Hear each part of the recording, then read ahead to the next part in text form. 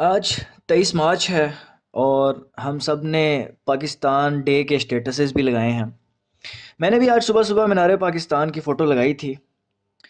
آج کی ویڈیو میں آپ کو کچھ بتاؤں گا نہیں کہ آپ یہ کرو اور وہ کرو، صرف ایک سوال آپ کے سامنے رکھوں گا اور میری خواہش ہوگی کہ ہم سب اس سوال پر ایک دفعہ ضرور غور کریں۔ میری گزارش ہوگی کہ آپ یہ ویڈیو کمپلیٹ دیکھیے گا، کیونکہ آخر میں جو سب سے امپورٹنٹ کنسیپٹ پیش کیا جائے گا وہ اس ساری ویڈیو سے کنیکٹڈ ہے۔ چلے ہم بات کرتے ہیں پاکستان کا مطلب کیا۔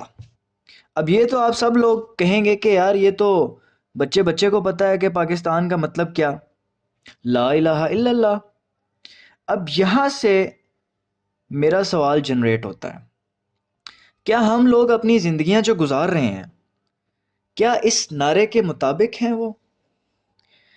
میرے بھائیو، لا الہ الا اللہ تو مسلمانوں کا کانسٹیٹیوشن ہے۔ آئین پاکستان کے پہلے صفحے پہ لکھا ہوا ہے سوورینٹی بلونگس ٹو اللہ، یعنی کسی بھی قسم کی جو خود مختاری ہے، ڈیسیژن میکنگ جو پاور ہے، سپریم پاور جو ہے وہ اللہ تعالیٰ کی ذات ہے۔ لا الہ الا اللہ کا تو مطلب ہے کہ صرف اللہ کا غلام ہونا۔ اس کا مطلب ہے کہ میں صرف اللہ کا غلام ہوں، صرف وہ میرا ماسٹر ہے، اس کے علاوہ میرا کوئی ماسٹر نہیں ہے۔ لیکن یہاں تو ہمیں کوئی بھی غلام بنا لیتا ہے، کبھی سیاستدان، کبھی کوئی سی ای او، کبھی کوئی چودھری، کبھی سیٹھ صاحب، کبھی کوئی وردی والا افسر۔ اسلام ہمیں ان سب کی غلامی سے چھڑوا کر صرف اللہ کا غلام بناتا ہے۔ میرے بھائیوں اور بہنوں، اسلام سے زیادہ انسانوں کو صحیح معنوں میں آزاد بنانے والا کوئی سسٹم دنیا میں ہے ہی نہیں۔ اسلام میں تو ریاست کا سربراہ، خلیفہ، بڑے سے بڑا گورنر، جرنیل سب اکاؤنٹیبل ہوتے ہیں، نہ صرف اللہ تعالیٰ کو بلکہ عوام کو بھی۔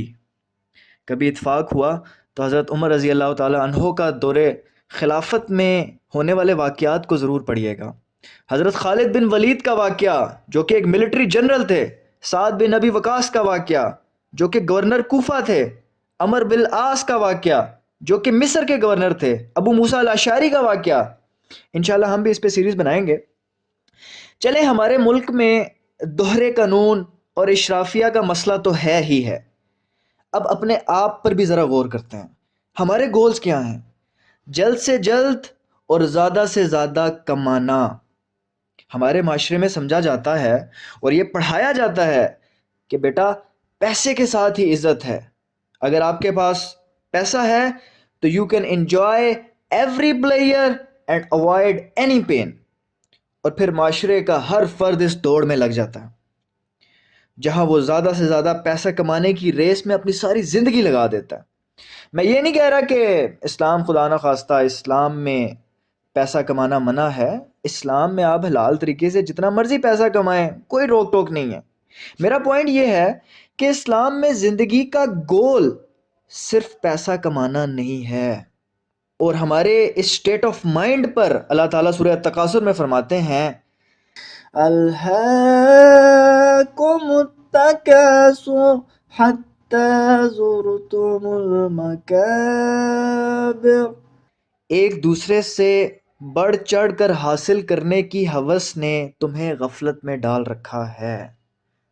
ایک دوسرے سے بڑھ چڑھ کے حاصل کرنے کی حسرت نے اور ہوس نے تمہیں غفلت میں ڈال رکھا ہے، یہاں تک کہ تم قبرستانوں میں پہنچ جاتے ہو۔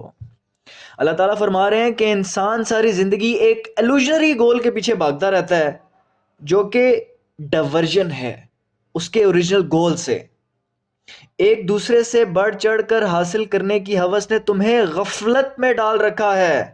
آپ سے میرا یہاں ایک سوال جنریٹ ہوتا ہے کہ اگر یہ ساری ریس ہی غلط ہے تو پھر زندگی کا اصل گول ہے کیا؟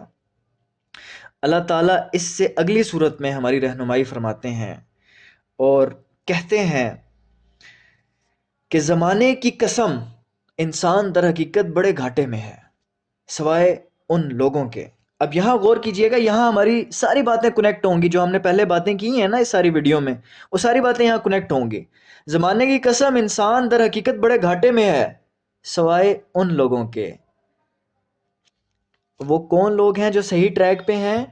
نمبر 1، جو ایمان لائیں، نمبر 2، اور نیک عمل کریں۔